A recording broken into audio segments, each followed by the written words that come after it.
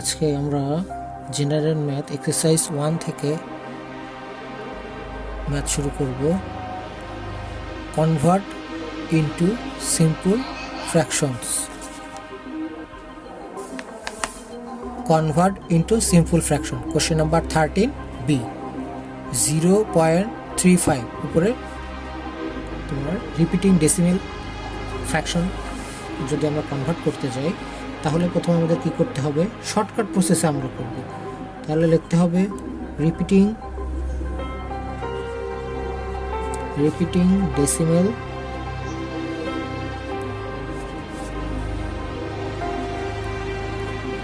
Fraction equal 0.35 উপরে আমরা ডেসিমেলের repeating যে ডেসিমেল যে ডট, সেই ডট দিয়ে দিলাম। এখন দেখো এটা সলভ করার জন্য প্রথমে আমরা লিখবো 35 মাইনাস 0।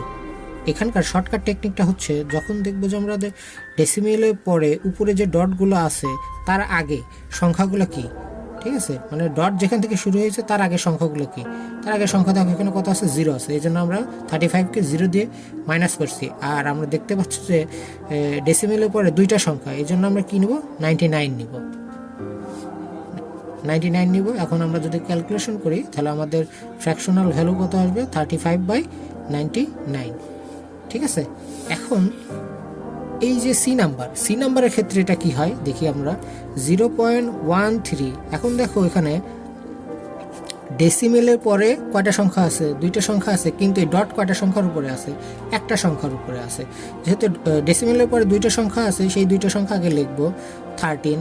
কিন্তু দেখো এখানে তোমার ডেসিমেলের পরে যে সংখ্যা দুইটা আছে তার উপর একটার উপরে ডট আছে আর একটার উপরে কি ডট নাই।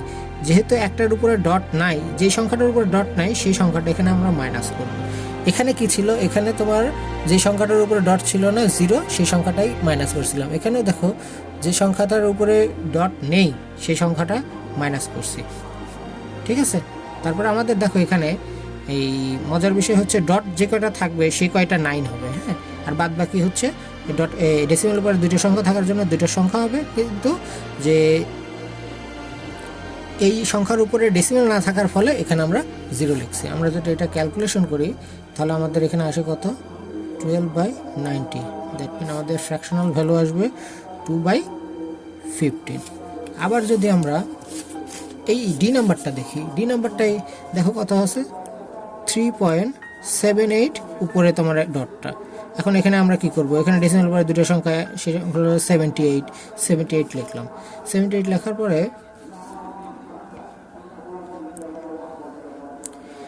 ডি নাম্বারটা আমরা কি দেখতে পাচ্ছি, এখানে টোটাল সংখ্যা হচ্ছে 3.78।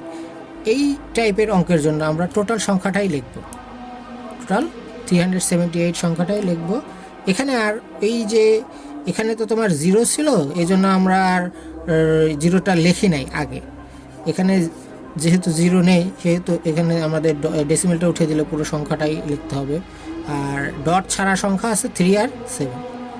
এখানে দেখো একটা সংখ্যার উপরে ডেসিমেল থাকার ফলে আমরা এখানে 9 বসাইলাম, আর তার আগে ডেসিমেলের পরে একটা সংখ্যা আছে জন্য 90 দিলাম। তাহলে আমরা যদি ক্যালকুলেশন করি 341/90, এটাকে যদি আমরা ক্যালকুলেশন করি তাহলে আমাদের রেজাল্ট আসে 371/90। তিনটা অঙ্কের মধ্যে 3 রকম জিনিস খেয়াল করতে পারো তোমরা। দেখো প্রথম অঙ্কটায় আসো, 0.35 উপরে দুটো সংখ্যার উপরে কি আছে, ডেসিমেল আছে। এই উপরে দুটো সংখ্যার উপরে ডট থাকার কারণে আমরা কি করছি, এখানে 99 লিখছি। আর এখানে তোমার সংখ্যা শুধু 3 আর 5, এই জন্য 35 লিখছি। আর এখানে বাকি আর কোনো সংখ্যা নেই যেটা থেকে আমরা মাইনাস করতে পারি, এই জন্য আমরা 0 লিখছি। সেম এখানেও দেখো একটা সংখ্যার উপরে ডট, এই জন্য আমরা একটা 9 লিখছি। আর এই সংখ্যার উপরে ডট নেই বিধায় নিচে 0 লিখছি। এখানে দেখো সংখ্যা আছে কয়টা, ডেসিমেলের পরে সংখ্যা আছে 13, এই জন্য 13 লিখছি। কিন্তু দেখো এখানে উপরে ডট ছাড়া আছে 1, এই জন্য -1 করছি। কিন্তু এক্ষেত্রে এসে দেখো টোটাল সংখ্যাটাই কিন্তু আমরা লিখছি 378, হ্যাঁ। কিন্তু উপরে যে ডট ছাড়া সংখ্যা হচ্ছে 3 আর 7, এই জন্য 3 আর 7 মাইনাস করছি। একটা ডট থাকার কারণে একটা নয়, আর তোমার ডেসিমেলের পরে সংখ্যা যেহেতু একটা, এই জন্য আমরা একটা শূন্য লিখছি। আশা করি বুঝতে পেরেছ। ধন্যবাদ সবাইকে।